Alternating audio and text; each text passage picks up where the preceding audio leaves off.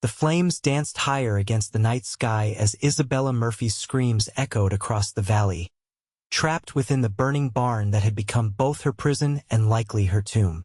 The crackling timbers and roaring fire masked the sound of approaching hoofbeats, but not the determined shout of Isaac Jenkins as he spurred his stallion forward. "Hold on! I'm coming for you." Wyoming Territory, 1878. A land where justice was often served at the end of a rope or the barrel of a gun. For 20-year-old Isabella, daughter of the recently deceased rancher Patrick Murphy, that justice had turned against her in the most horrific way. Isabella pressed herself against the far wall of the barn, her cotton dress smudged with soot, her lungs burning with each desperate breath.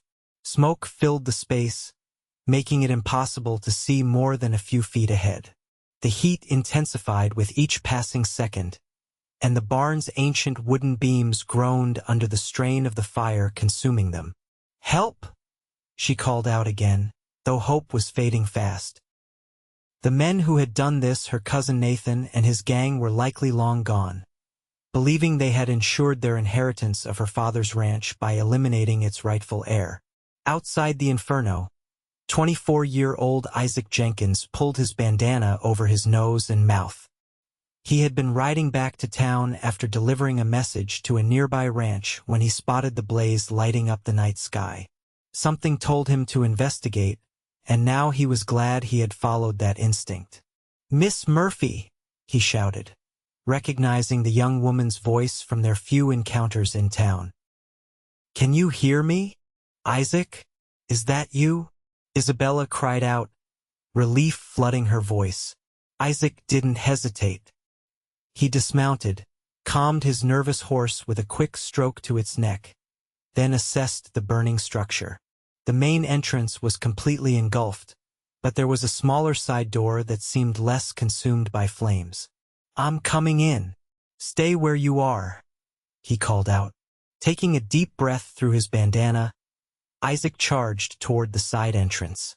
The heat hit him like a wall as he kicked the door open. Inside, the smoke was thick and disorienting. Embers rained down from the rafters, scorching small holes in his shirt and singeing his exposed skin. "Isabella, where are you?" he shouted, crouching low to avoid the worst of the smoke. "Here, by the back wall," came her desperate reply. Isaac navigated through the burning barn, dodging falling debris and jumping over small fires that had started on the hay-covered floor. When he finally reached her, Isabella was huddled against the wall, her face streaked with tears and soot. "Isaac," she gasped, her voice barely audible over the roar of the flames. "I've got you," he said, quickly removing his coat and wrapping it around her. "Keep this over your head. We're getting out of here." Without warning, a burning beam crashed down, blocking their path back to the side door. Isaac looked up, seeing the roof was moments away from collapse. "Hold on to me," he ordered, lifting Isabella into his arms. She wrapped her arms around his neck, burying her face against his chest. Isaac turned, analyzing their options in seconds. The back wall had a small window, barely large enough for a person to fit through. "That's our way out," he said, moving toward it. Using his boot, Isaac kicked at the window frame until it splintered and gave way. He quickly cleared the sharp edges and helped Isabella through first, then squeezed his larger frame through the opening, ignoring the pain as wood splinters dug into his sides. They tumbled to the ground outside just as the barn's roof collapsed with a thunderous crash, sending a plume of sparks and smoke skyward. Isaac didn't waste time. He helped Isabella to her feet and led her to his horse, which was nervously pawing at the ground several yards away. "Can you ride?" he asked, his voice hoarse from the smoke. "Yes," she nodded, though she was clearly shaken. Isaac lifted her onto his horse, then mounted behind her. With one arm securely around her waist, he urged his stallion into a gallop, putting distance between them and the burning ruins. As they rode through the night, Isabella leaned back against his chest, the adrenaline that had kept her going now fading into exhaustion. "They tried to kill me," she whispered, her voice breaking. "Nathan and his men. They want the ranch." "Your cousin?" Isaac asked, having heard rumors around town about the Murphy family dispute. "Yes," she replied. "My father left everything to me. Nathan thinks it should be his." Isaac tightened his hold on her. "You're safe now. I won't let them hurt you." They rode in silence for several miles until they reached the small cabin where Isaac lived on the outskirts of town. It wasn't much, just a single room with a bed, table, and stove, but it would provide shelter for the night. "We'll go to Sheriff Davis in the morning," Isaac said as he helped her down from the horse. "He needs to know what happened." Inside the cabin, Isaac lit a lamp and stoked the embers in the stove to bring warmth to the cool night air. Isabella stood in the center of the room, suddenly aware of her disheveled appearance and the intimacy of their situation. "I don't know how to thank you," she said quietly. "You saved my life." Isaac shook his head. "Anyone would have done the same." "No," Isabella said firmly. "Not anyone would ride through flames to save someone they barely know." Their eyes met in the soft lamplight, and something passed between them, a recognition, perhaps, of how quickly life could change. How death could have claimed her tonight if not for his courage. "You should rest," Isaac said, breaking the moment. "Take the bed. I'll sleep on the floor. But no arguments, Miss Murphy. You've been through enough tonight." Isabella didn't protest further. She was exhausted, and the events of the night were catching up with her. Isaac provided her with a clean shirt to sleep in and turned his back while she changed out of her soot-covered dress. As she settled into his bed, Isabella watched Isaac make a makeshift pallet on the floor. "Why were you out riding so late?" she asked. Isaac paused. "I was delivering a message to the Wilson Ranch. Their daughter's getting married next month, and they needed to let the preacher know the date." "It seems fate put you on that road tonight," Isabella said softly. "I'm glad it did," Isaac replied, his voice equally soft. Sleep claimed Isabella quickly, but Isaac remained awake, listening to her steady breathing and keeping watch.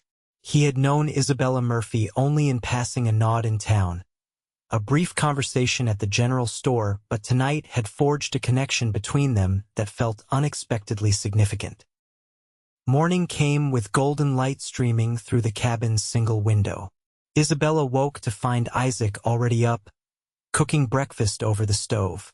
"Good morning," he said, noticing her stirring. "How are you feeling?" Isabella sat up slowly, wincing at the soreness in her muscles. "Like I survived a fire," she attempted a small smile. "That you did," Isaac replied, returning her smile. Hungry, they ate a simple meal of bacon and biscuits, and Isabella found herself studying Isaac's face in the morning light. He was handsome in a rugged way, with kind blue eyes that crinkled at the corners when he smiled.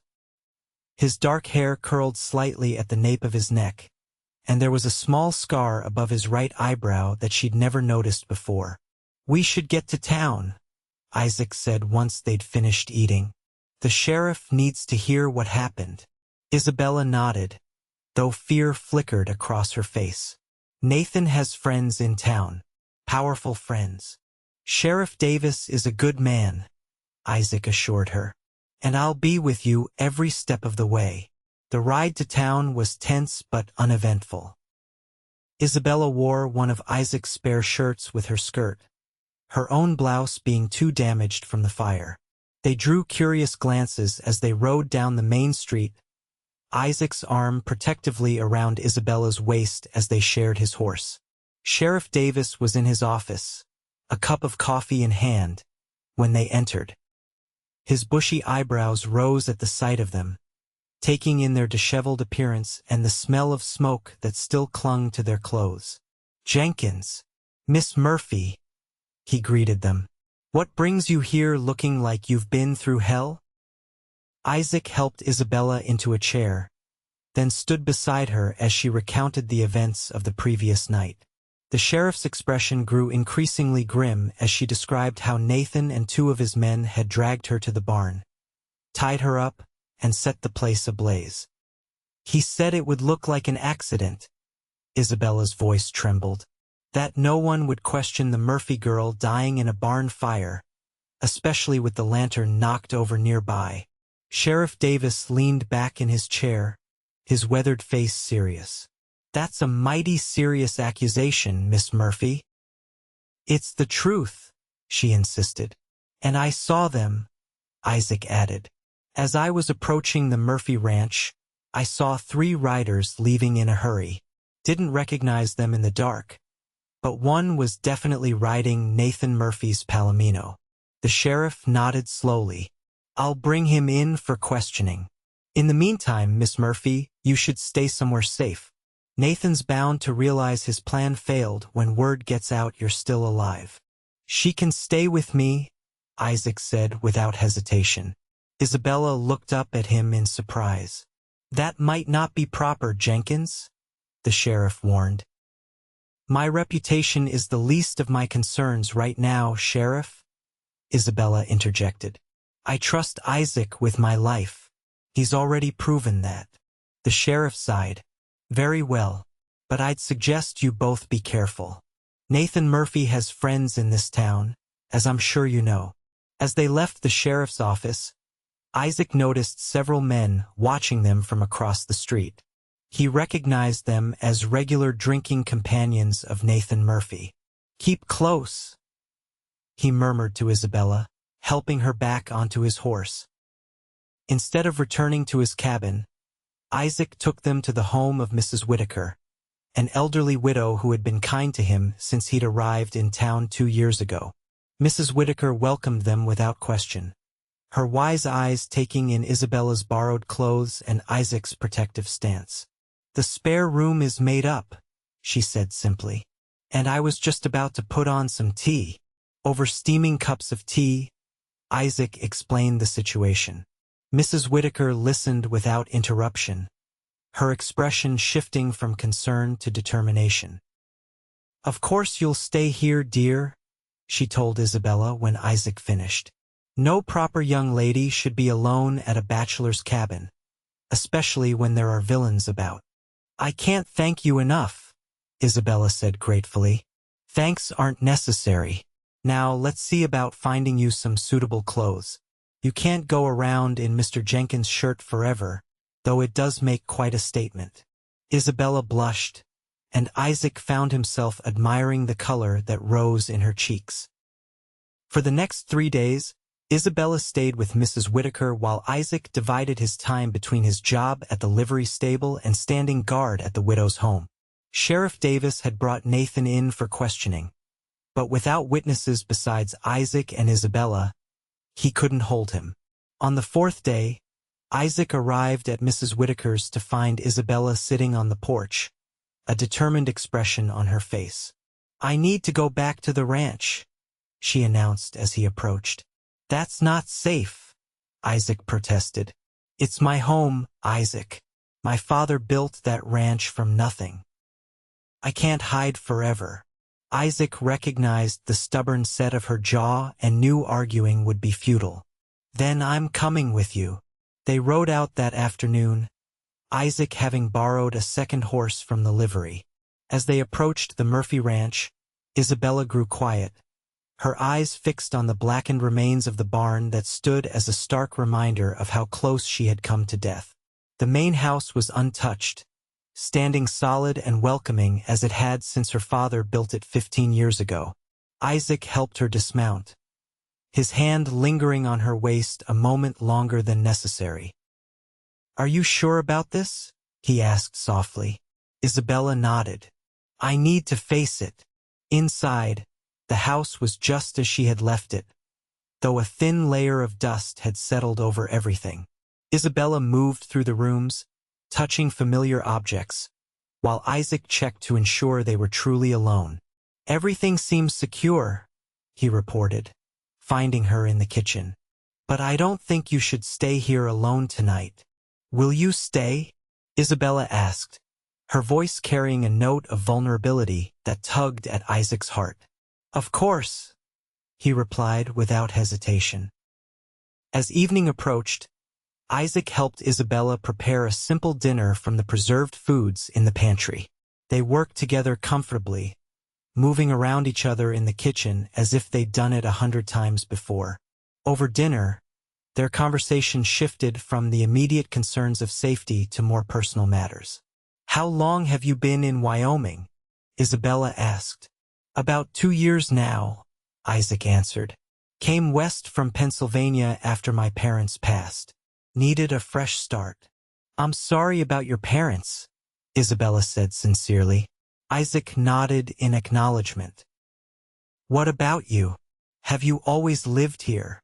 Since I was 5, Isabella replied. Father moved us here after Mother died. Said the mountains would heal our hearts. She smiled at the memory. I think he was right. As night fell, the practical matter of sleeping arrangements arose.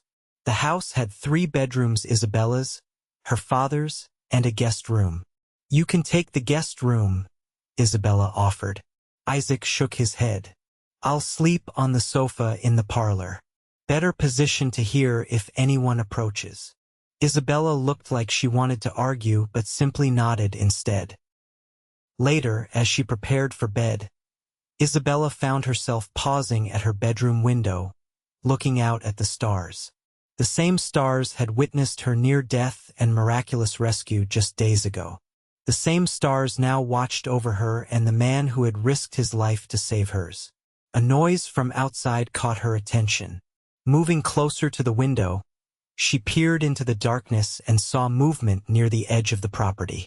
Isaac, she called out softly, then louder when he didn't immediately respond. He appeared in her doorway moments later, concern etched on his face. What is it? There's someone out there, she whispered, pointing toward the window. Isaac moved beside her, his shoulder brushing against hers as he looked out. In the moonlight, they could make out 3 figures moving stealthily toward the house. Nathan, Isabella breathed, recognizing her cousin's distinctive hat even in the dim light. Get your coat, Isaac instructed. We're leaving out the back. Isabella quickly gathered her coat and a small bag with essentials while Isaac checked his revolver. They moved quietly through the house, heading for the back door. They had just reached the kitchen when the front door crashed open. Nathan's voice, slurred with alcohol, called out, come out, dear cousin. Time to finish what we started." Isaac pushed Isabella behind him, raising his revolver as footsteps approached the kitchen. "Run for the stable," he whispered. "Get the horses ready. I'll hold them off." "I won't leave you," Isabella protested. "You're not. You're helping us escape. Now go." With one last look at Isaac, Isabella slipped out the back door and ran for the small stable where they had left their horses. Inside the house, Isaac positioned himself where he could see the kitchen entrance but remain partially concealed. When the first of Nathan's men appeared, Isaac fired a warning shot that splintered the doorframe. "That's far enough," he called out. "The next one won't miss." "Jenkins." Nathan's voice came from the other room. "This ain't your fight. Walk away now, and we'll forget you were ever here." "You tried to murder an innocent woman," Isaac replied evenly. "That makes it my fight." Nathan laughed, a cruel sound that echoed through the house. "Innocent? That little thief stole my inheritance. That ranch should be mine. The loss is otherwise," Isaac countered, keeping his voice steady while listening for any sign of movement that would indicate they were trying to flank him. "To hell with the law," Nathan spat. "We make our own law out here." Isaac heard a noise to his left and pivoted just in time to see one of Nathan's men trying to enter through a side window. He fired, and the man fell back with a cry of pain. The distraction was enough for Nathan to make his move. He burst into the kitchen, gun raised, but Isaac was faster. His shot caught Nathan in the shoulder, spinning him around and sending his weapon clattering to the floor. The third man fired wildly, forcing Isaac to duck behind the solid oak table. Splinters flew as bullets hit the wood, but the table held. When there was a pause in the firing, Isaac risked a glance around the edge and fired twice more. A grunt of pain told him he'd hit his target. Taking advantage of the moment, Isaac made a dash for the back door, keeping low to avoid any further shots. Outside, he found Isabella waiting with both horses saddled and ready. Without a word, they mounted and galloped away from the ranch, taking a different route than the main road. They rode hard for nearly an hour before Isaac deemed it safe to slow down. The night was clear, the moon providing enough light to navigate by. "Are you all right?" Isabella asked, drawing her horse alongside his. "I'm fine," Isaac assured her. "Hit Nathan in the shoulder and winged one of his men. They won't be following us tonight." "Where are we going?" Isaac pointed ahead to where the terrain began to rise. "There's an old line shack about 2 miles up in those hills. Belongs to the Wilson Ranch, but they rarely use it this time of year. We'll be safe there until morning." The line shack was small but sturdy, with a single room containing a bed, table, and small stove. Isaac quickly got a fire going while Isabella secured the door. "This can't go on," she said, frustration evident in her voice. "I can't keep running from my own home." Isaac watched her pace the small confines of the shack. "We'll go back to Sheriff Davis in the morning. Nathan's actions tonight will be enough to arrest him properly. And if it's not? If he has friends who will vouch for him, claim he was elsewhere, then we'll find another way," Isaac promised. "I won't let him hurt you, Isabella." She stopped pacing and looked at him, really looked at him, as if seeing something new in his face. "Why are you doing this, Isaac? Why risk your life for me?" Isaac held her gaze, the firelight dancing across their faces. "At first, it was because it was the right thing to do. No decent man could ride past a burning barn knowing someone was trapped inside. And now?" Isabella asked softly. "Now?" Isaac hesitated, then decided that after everything they'd been through, honesty was the only option. "Now it's because I care about you, more than I expected to. More than might be sensible after such a short time." Isabella crossed the small space between them, her hand reaching up to touch his face gently. "I don't think sense has much to do with it. Not when I feel the same way." Isaac covered her hand with his own, turning his face slightly to press a kiss to her palm. "Isabella." Whatever he might have said was lost as she rose on her tiptoes and pressed her lips to his. The kiss was gentle at first, a tentative exploration, before deepening into something more urgent, as if the danger they had faced had stripped away any pretense or hesitation. When they finally broke apart, both breathless, Isaac rested his forehead against hers. "I want to court you properly," he said, "when this is all over." Isabella smiled, her first genuine smile since the night of the fire. "I'd like that very much." They spent the night in the line shack, Isaac insisting on taking the chair while Isabella used the narrow bed. Despite the discomfort, there was a sense of peace between them, a certainty that whatever challenges lay ahead, they would face them together.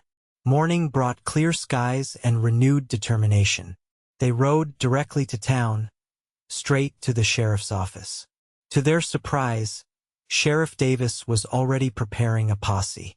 "Jenkins, Miss Murphy," he greeted them, "was just about to send men out looking for you. Nathan and his men attacked us at the ranch last night," Isaac explained. The sheriff nodded. "I know. Got a witness who saw them riding out there, drunk and armed.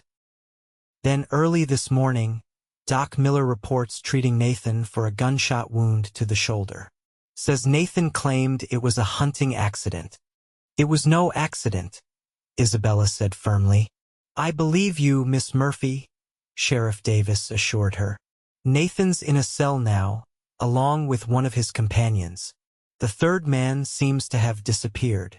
Relief washed over Isabella, and she swayed slightly on her feet. Isaac's arm immediately went around her waist, supporting her. "There's more," the sheriff continued. "While Nathan was getting patched up, he was running his mouth. Said some things about making sure you had an accident, like your father did." Isabella stiffened. "What are you saying?" "I'm saying, Miss Murphy, that we might need to look into your father's death again. Nathan's words suggest it might not have been the heart failure everyone assumed." The implications of this hit Isabella hard. Her father had died 6 months earlier, seemingly from natural causes.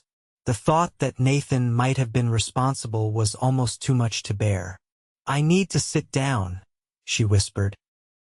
Isaac guided her to a chair, his hand rubbing soothing circles on her back. "We'll get to the truth," Sheriff Davis promised. "In the meantime, Nathan and his friend will stay locked up. The judge arrives next week for circuit court." As they left the sheriff's office, Isaac kept his arm around Isabella, acutely aware of her distress. "Let's get you back to Mrs. Whitaker's," he suggested gently. "You need rest." Isabella nodded, too overwhelmed to speak. The revelation about her father's death had reopened wounds that had barely begun to heal. Mrs. Whitaker fussed over Isabella when they arrived, insisting she lie down while she prepared a restorative tea. Isaac explained the situation in hushed tones while Isabella rested in the spare bedroom. "That poor child," Mrs. Whitaker said, shaking her head. "To lose her father and then learn it might not have been natural. It's too much for anyone to bear alone." "She's not alone," Isaac said firmly.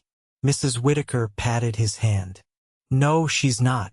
And I can see in your eyes that you intend to make sure she never is." Isaac didn't deny it. In the span of a week, his feelings for Isabella had grown from admiration to something much deeper. The thought of her in pain, physical or emotional, was unbearable to him. Over the following days, Isabella gradually came to terms with the possibility that her father had been murdered. With Nathan securely behind bars, she felt safe enough to return to her ranch, though Isaac insisted on staying in the guest room. Together, they began the work of clearing the burned barn and planning for its rebuilding. The physical labor seemed to help Isabella process her grief and anger, and each day Isaac saw more of her natural strength and resilience returning. A week after Nathan's arrest, the circuit judge arrived in town. The trial was brief but thorough. With testimonies from Isaac, Isabella, Sheriff Davis, and several townspeople who had overheard Nathan's threats, the outcome was never really in doubt. Nathan and his accomplice were sentenced to 15 years in the territorial prison. As they were led away, Nathan fixed Isabella with a hateful glare. "This isn't over, cousin," he spat. Isabella held his gaze steadily. "Yes, it is," she replied, her voice clear and strong. Outside the courthouse, Isaac took her hand. "He can't hurt you anymore." "I know," she said, squeezing his hand. "And now I can finally move forward." The investigation into Patrick Murphy's death continued, with Sheriff Davis examining evidence that had been overlooked the first time. A month later, it was confirmed that Patrick had indeed been poisoned, likely by Nathan, who had been visiting the ranch around that time. With justice served and her inheritance secure, Isabella threw herself into restoring the ranch to its former glory. Isaac was by her side every step of the way, dividing his time between his work at the livery and helping at the Murphy Ranch.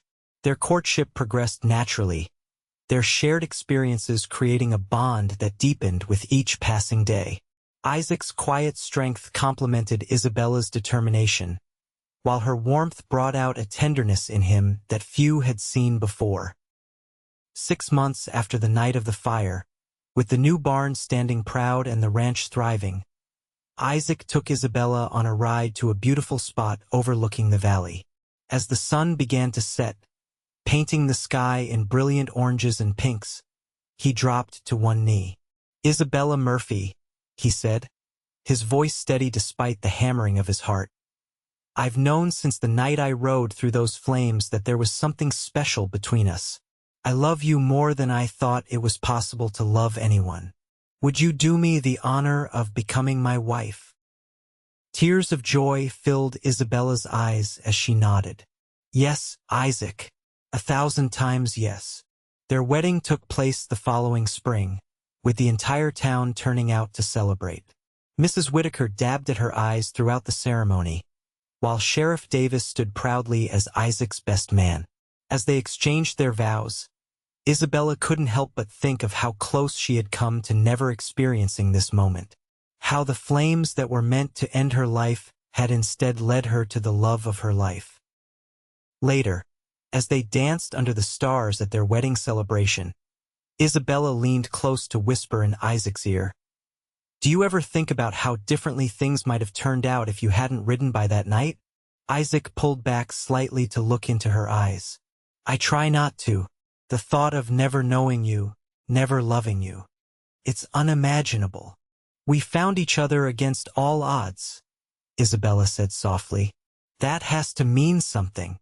"It means we were meant to be," Isaac replied, brushing a tender kiss against her lips.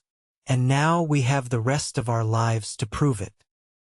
As they continued to dance, surrounded by friends and well-wishers, the newly rebuilt barn stood in the distance, no longer a symbol of tragedy, but of resilience, courage, and the love that had risen from its ashes. 2 years later, the Murphy Jenkins Ranch was one of the most prosperous in the territory. Isaac and Isabella worked side by side, equal partners in life and business. Their home was filled with laughter, especially after the birth of their daughter, Emma, followed a year later by their son, James. Sometimes, on quiet evenings when the children were asleep, Isaac and Isabella would sit on their porch and look out at the stars, the same stars that had witnessed their beginning. And Isabella would lean her head on Isaac's shoulder, grateful for the fire that had nearly claimed her life, but had instead given her a love worth living for.